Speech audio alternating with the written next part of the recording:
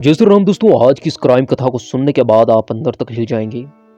कैसे एक लड़की ने अपनी बहन के घर को उजाड़ा, अपने जीजू को प्रेम के जाल में फंसाया और अपनी बहन के घर उजाड़ने के बाद जब उसका जीजू उसके प्रेम के जाल में फंस जाता है तो वह अपने दूसरे प्रेमी के साथ मिलकर अपने जीजू को ऐसी मौत देती है जिसे सुनकर कब्र के अंदर बैठा हुआ कंकाल भी दौड़कर भाग जाए। तो जय श्री राम दोस्तों, आज की इस कहानी को शुरू करते हैं। दोस्तों, जिस लड़के की आप इमेज देख रहे हैं, इस लड़के का नाम है अभिषेक और यह राजस्थान बूंदी का रहने वाला था और यहीं पर यह पुलिस कांस्टेबल की ड्यूटी करता था। जो 28 अगस्त 2024 की बात है। ये अपने घर से शाम के समय नाइट ड्यूटी के लिए निकला और जब यह निकला तो सुबह तक घर नहीं आया। इसके मम्मी पापा को लगा थोड़ी देर में आ जाएगा 9 बजे तक, लेकिन फिर भी ये घर नहीं आया।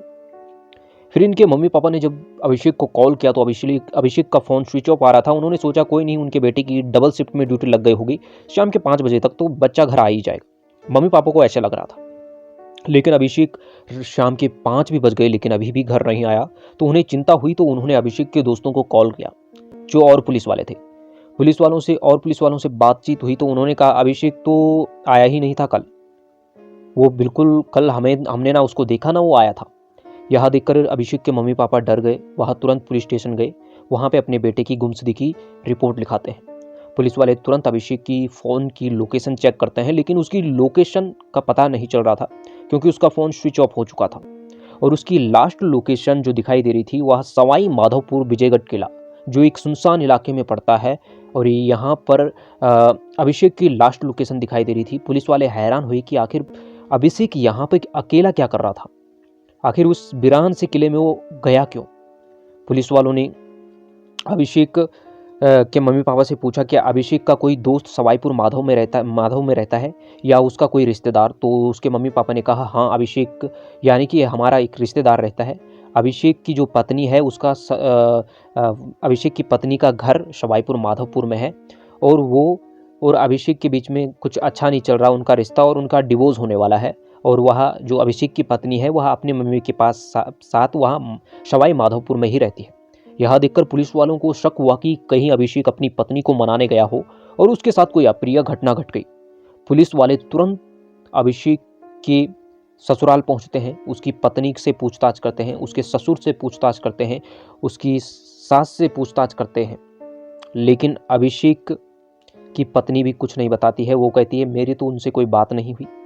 और पुलिस वालों ने जब अभिषेक की पत्नी की लोकेशन चेक की तो उसकी पत्नी की लोकेशन उसी के घर में बता रही थी।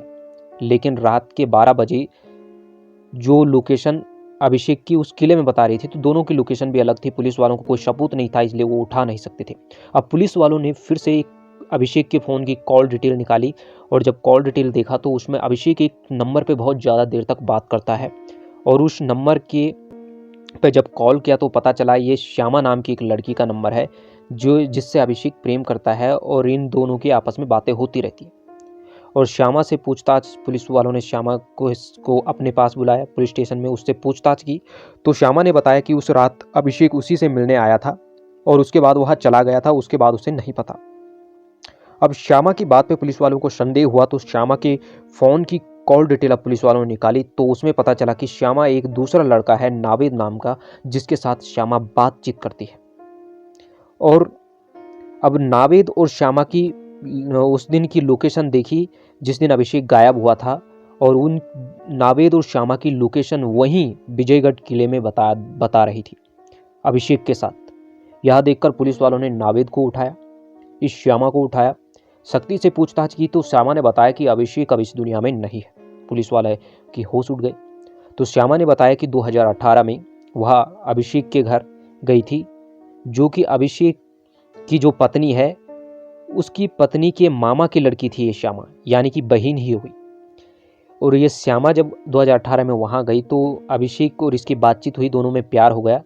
एक दिन अभिषेक की पत्नी ने इन दोनों को आपत्तिजनक स्थिति में देखा, इसलिए दोनों के रिश्ते खराब होने लग गए और नौबत डिवोर्स देने तक की हो गई थी।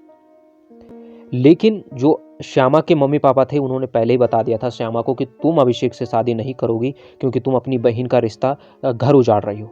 अब श्यामा भी अभिषेक से पीछा छुड़वाना चाहती थी और श्यामा को भी एक दूसरे लड़का था जो ये नावेद, इससे प्यार था। वो इसी से शादी करना चाहती थी।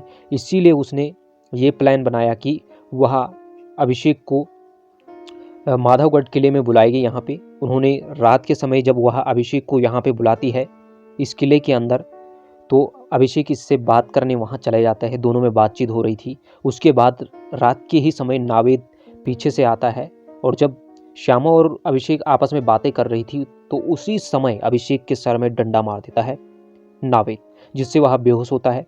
उसका गला घुटकर उसे मारा जाता है। उसके शरीर से सारे कपड़े निकाल दिए जाते हैं। एक जगह पे गड्ढा खोदा जाता है, उस गड्ढे में अभिषेक को दबाया जाता है और उसके बाद अभिषेक की जो यूनिफॉर्म थी, पुलिस यूनिफॉर्म, उसको लेकर उन्होंने एक कुएं में डाला। अभिषेक की जो बाइक थी उसको लेकर वो एक तालाब में फेंक देते हैं। उसके बाद अभिषेक के कंकाल को पुलिस बरामद करती है। अभिषेक की यूनिफॉर्म को भी, उसकी बाइक को भी पुलिस वाले बरामद कर देते हैं और जो श्यामा है उसे उम्र कैद की सज़ा सुनाई जाती है। और तो दोस्तों इस प्रकार से इस कहानी का अंत होता है। तो दोस्तों फिर मिलेंगे जैसे वीडियो के साथ, तब तक ले जय श्री राम, जय जय हनुमान।